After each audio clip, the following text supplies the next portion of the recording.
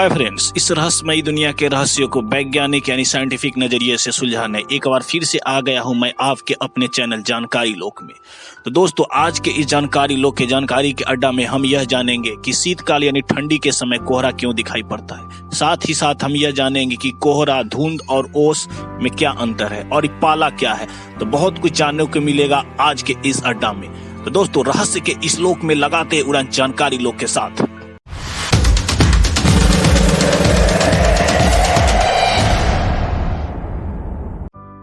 दोस्तों, शीतकाल के समय या ठंडी के समय हमें कोहरा या धुंध क्यों दिखलाई पड़ता है, इसे जानने से पहले हम कुछ शब्दों पर विचार करते हैं। यानी उन चीजों को अच्छी तरह समझने के लिए हमें यह शब्द जानना जरूरी है। तो इस शब्द में सबसे पहला शब्द हम यह समझते हैं संघनन। यानी एक तरह से संघनन की क्या परिभाषा है उसे हम जानते हैं। संघनन यानी कि कंडेंसेशन। तो संघनन वह प्रक्रिया है जिसमें वायुमंडलीय जलवाष्प द्रव या ठोस अवस्था में बदल जाता है। जो वायुमंडल में जो जलवाष्प है, अगर वह द्रव या ठोस अवस्था में बदल जाता है तो उस प्रक्रिया को हम लोग क्या कहते हैं? संघनन कहते हैं। दूसरा शब्द है आर्द्रता यानी कि ह्यूमिडिटी। तो ह्यूमिडिटी समझते हैं। तो ह्यूमिडिटी किसे कहते हैं? कि वायुमंडल में जितने भी जलवाष्प है, जलवाष्प यानी वाटर वेपर, जो वाटर वेपर धरातल से उठ के ऊपर की तरफ गया है या जो धरातलीय क्षेत्र पे रह गया, वह जितना भी उसकी जो मात्रा है, जलवाष्प की जो मात्रा वायुमंडल में है, वायु में जितनी भी जलवाष्प की मात्रा है, उसी मात्रा को हम लोग क्या कहते हैं? ह्यूमिडिटी यानी कि नमी कहते हैं। तो अब समझते अगला पॉइंट। अगला पॉइंट है ड्यू पॉइंट, ओशांग।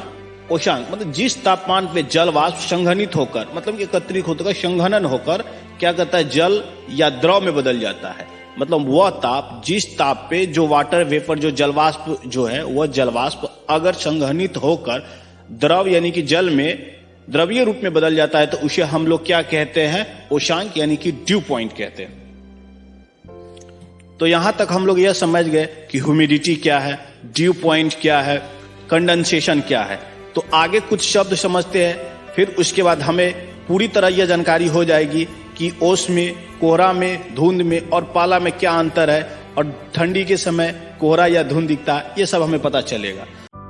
दोस्तों, इन शब्दों के बारे में जानने के बाद अब हम आगे जानते हैं ओस क्या है, पाला क्या है, कोहरा क्या है, धुंध क्या है।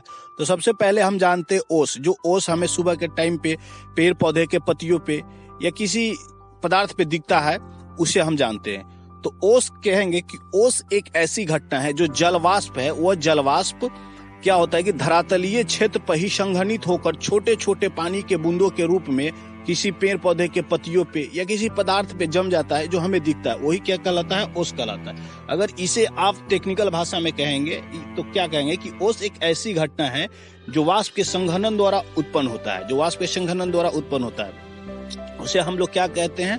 ओस कहते हैं। जैसे कि आप लोग इस वीडियो में देख रहे होंगे कि ये जो ड्यू है, जो फूलों के पत्तियों पे जो पड़ा हुआ है, ये ओस है, जो कि क्या सुबह के टाइम में हमें अधिकांशतः दिखाई पड़ता है।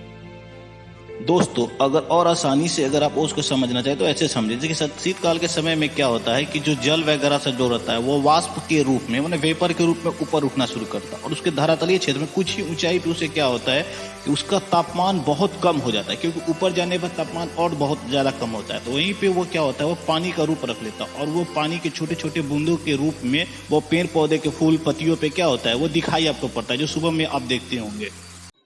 अब हम कोहरा यानी कि फॉग के बारे में जानते हैं। कोहरा एक तरह का जलवाष्प है। मोटी मोटी शब्दों में कहे तो कोहरा एक तरह का बादल ही है जो कि धरातल पे बनता है। हवा एक निश्चित मात्रा में जलवाष्प या गैसीय अवस्था में पानी को पकड़ सकता है।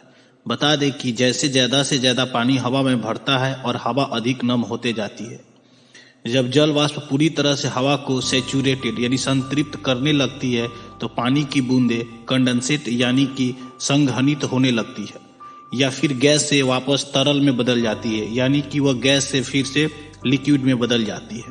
तो ये बूंदें हवा में रह जाती है और एक मोटी धुंध के रूप में दिखाई देती है, जिसे हम कोहरे के रूप में जाना जाता है। कोहरे में दृश्यता यानी विजिबिलिटी बहुत कम होती है। 1 किलोमीटर से भी कम की विजिबिलिटी होती है।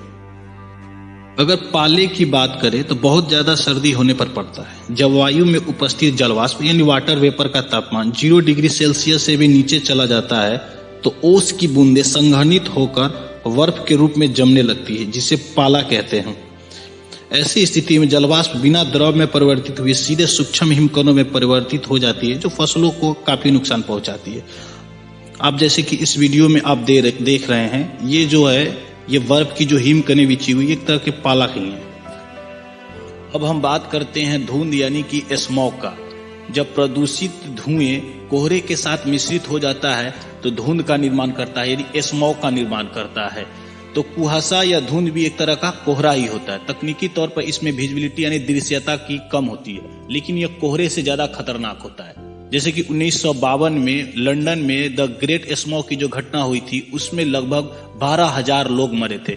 वह जो धुंध बना था वह कोहरा और प्लस में इंडस्ट्री मतलब औद्योगिक क्षेत्र से निकलने वाली सल्फर डाइऑक्साइड के मिश्रण से बना हुआ धुंध था, जिसके कारण 12,000 लोगों की जान लगभग गई थी। अब हम बात करते हैं धुंध और कोहरा में फर्क। तो कोहरा आप उसे कह सकते हैं जो सर्दी के समय में जो धुंधलापन जो दिखता है, उसमें अगर जलवाष्प की ज्यादा मात्रा हो और प्रदूषित में धूल कण ही थोड़ा मात्रा में हो तो उसे हम क्या कह सकते हैं, फॉग कहते हैं। लेकिन जब वह इंडस्ट्रियल एरिया में मतलब कि जहां पर प्रदूषित धुएं की मात्रा ज्यादा हो और वह फॉग के साथ यानी कोहरे के साथ मिल जाए तो उसे हम धुंध कहते हैं। यानी गांव घर में अधिकांशतः हमें कोहरा ही दिखाई पड़ता है और शहरों में जो दिखाई पड़ता है वो हमें क्या दिखाई पड़ता है, धुंध यानी कि स्मॉग दिखाई पड़ता है। स्मॉग कोहरे से ज्यादा खतरनाक होता है और इसकी विजिबिलिटी जो होती है धुंध की वो 1 किलोमीटर से ज्यादा होती है। दोस्तों, अब हम आशा करते हैं कि आप ये पूरी तरह समझ चुके होंगे कि धुंध क्या है, ओस क्या है, कोहरा क्या है और पाला क्या है। दोस्तों, इस वीडियो को लास्ट तक देखने के लिए आपका धन्यवाद। अब हम मिलते हैं अगले वीडियो में नए जानकारी के साथ। धन्यवाद।